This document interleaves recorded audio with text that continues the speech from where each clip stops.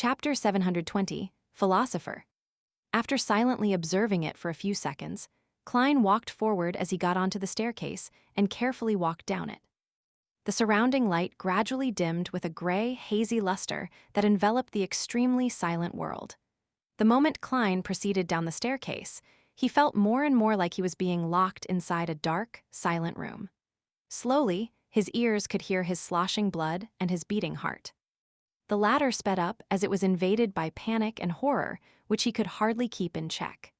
Klein focused his mind as he imagined the stacks of spherical light so as to stabilize his emotions and recover. To his side, a grayish-white cliff coldly stood there, a representation of the domain of Grossel's consciousness. It was silent as though it were dead, but the surrounding grayness would occasionally coruscate. Klein focused his gaze and saw that in one of the points of light, there was a giant who ripped apart a human before stuffing it into his mouth, as well as Grossel panicking. Back then, the latter was less than 3 meters tall, and it was clearly still an adolescent. The point of light flashed past, appearing in the frozen dusk that scattered over the mountain peak. Time here seemed to become impeded. Klein was just about to seek out any valuable information in Grossel's subconscious when he suddenly heard sounds akin to a beast's panting. With a whoosh, a huge palm appeared from the surrounding haze. Its skin was grayish-blue and was covered with signs of rot. On it was an obvious yellowish-green liquid as it quickly grabbed at Klein's ankle. Amidst the panting sound, similar palms rose up one after another from the staircase below, as though they were attempting to forcibly pull Klein's spirit body into the mind world's darkest and most unfathomable zone. Instantly, these rotting palms formed a dense horse as they kept struggling upwards and let out sounds of horrible, hair-raising panting. It made Klein instinctively jump up 3 steps. However, the countless palms that belonged to giant corpses didn't stop. They squirmed along the staircase as they surged upwards, covering every inch of space.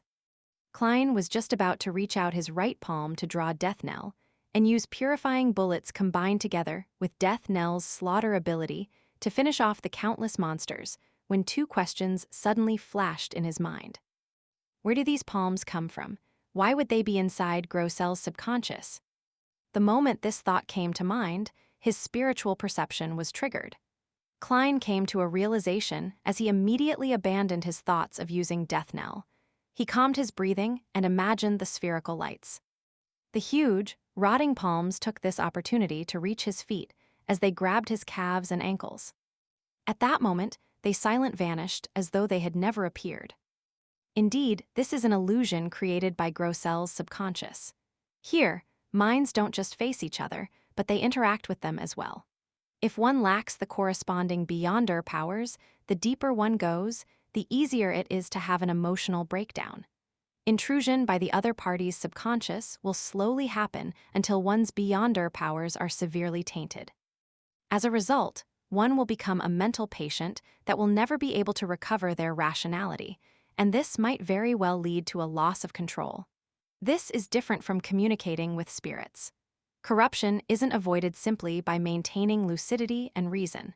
This is because one is already inside the target's beyonder powers. Klein muttered to himself, having figured out something. He hesitated for a few seconds before turning around to climb back up the stairs.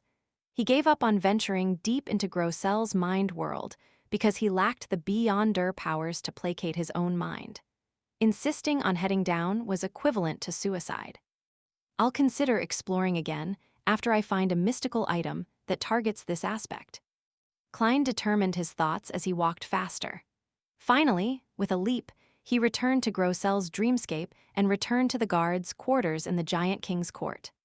He already felt exhausted, so he immediately left the dream, walking out of Grossel's blacksmith through the walls before observing the wonders of the book world. I've already met Grossel, Mobbit, and Saidas, and while I was casually chatting with others, I also heard of the devout priest, Snowman, and the philosopher, Frunzier. However, there isn't an Anderson Hood, Edwina Edwards, Danitz, or Jayaman Sparrow.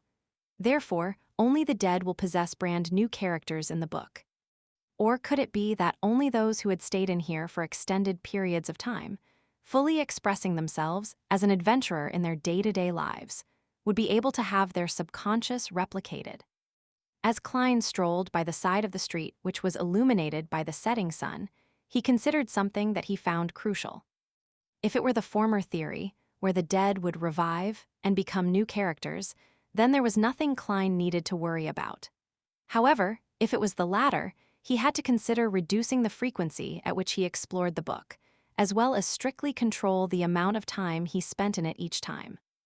There's no way to ascertain it for now. I'll deal with the situation by assuming it's the latter. There's definitely nothing wrong with being cautious. Klein quickly made up his mind and was about to return above the gray fog. At that moment, he saw another familiar figure. Frunzier, with his black hair and blue eyes, was sitting on a long wooden chair by the street. He was staring blankly at the sky, which seemed to be alit in flames, as though he was in thought. Recalling how this lone soldier's ash urn was still with him, he planned on sending it back to the Church of Storms cemetery in Backland. Klein silently sighed and walked over before sitting beside him. He asked, as though it was a casual conversation, "What's on your mind?" "I'm wondering who I am, where I come from, how I should return." Frunzier didn't look away as he said in a dreamlike state. Without waiting for Klein to ask another question, he shook his head with a chuckle. "I ultimately feel that I don't belong here. I'm not myself at the moment, and that there's some place awaiting my return. They always mock me for considering such pointless questions, so they gave me the title of Philosopher." As he spoke, he looked at the setting sun, and once again fell into silence and looked spellbound. Klein didn't say a word. He sat there quietly and accompanied Frunzier in watching the sunset. Finally, he silently vanished. Frunzier didn't notice that the person beside him had already left. He sat there motionless like a marble statue, looking far into the distance. After replenishing the ship's supplies, Alger Wilson instructed the Blue Avenger to leave the Resistance's private harbor. It wasn't going to stay too long in the Rorsted archipelago. He had to return to Pasu Island to make his report by the designated time. At that moment, in the captain's cabin, he was watching in anticipation at the illusory door that was formed by items with spirituality and a burgeoning flame. It was the door of sacrifice, and it was also a door of bestowment. Amidst an illusory creaking sound, the mysterious door slowly opened, revealing an infinite depth and darkness within its interior. Light shot out from within before converging immediately. After everything calmed down, 2 items had appeared on the altar at some point in time. As for the door with all kinds of strange symbols, it was gone. Alger was able to compose himself as he seriously thanked Mr. Fool. He finished the ritual according to the procedure before reaching out to pick up the 2 items. One of them was a piece of paper that had been neatly folded, while the other was a translucent jellyfish that had azure blue seawater in it. Alger inspected the latter and discovered that there were occasional vortexes formed by winds or occasional lightning streaks. And from time to time, he could hear a distant, moving voice sounding from it. This voice sounds like a woman's. From the looks of it, this characteristic's owner was a lady. Alger couldn't help but heave a sigh of relief. This meant that it wasn't some high-ranking member of the Church of Storms that had been killed. The Church of Storms didn't have any female high-ranking members, quasi or not. Putting away the ocean's songster's beyonder characteristic, Alger unfolded the piece of paper. He swept past the main ingredient and he quickly looked at the supplementary ingredients. Finally, his eyes paused at the ritual. To him, the main ingredients were unimportant with a beyonder characteristic in hand. He could look at it later. As for supplementary ingredients, they were rather easy to find, so they didn't need much attention. It was the ritual that was of utmost importance. Drink the potion in an Obninsk's belly. Alger silently read the ritual's contents as the corresponding information quickly surfaced in his mind. Obninsks were ancient sea monsters. They could directly devour a sailboat, and it had a humongous, distorted body. It had as many as 3 heads and many tentacles that entangled with each other. They were the protagonists in many legends at sea. Most of these sea monsters were tamed by the Church of Storms. They had a fixed region of activity, but it was unknown if they had near-human intelligence. It's no wonder the Church controls Obninsks and not other sea monsters. It's no wonder there are so many Beyonders in the sailor pathway among pirates, but only a few can reach Sequence 5. Either they directly inherited it, or they're the subordinates of King of the Five Seas or Queen Mystic. Then, where should I find obninks that don't belong to the church? Alger frowned slightly as he contemplated his advancement that bypassed the Church of Storms. His first reaction was to find Queen Mystic Bernadette through Admiral of Stars Catlia. From her, he could find obninks that didn't belong to the Church of Storms. His second reaction was that it exposed himself to danger. This was because the corresponding obninks were likely servants of Queen Mystic, and they would report everything to their mistress. Yes, this will be the last resort if there aren't any other choices. Alger's thoughts raced as he quickly had another idea. That was to pray to Mr. Fool. This reawakened existence secretly wielded the former authority of sea god Calvatua. He could commandeer undersea creatures, allowing him to know where to find obninks that didn't belong to any faction. There's no need to rush it. If I were to advance now, I won't be able to hide the advancement from others because of my lack of control over the spirituality dissipation. I can perform the prayer after I make my report and leave Pasu Island.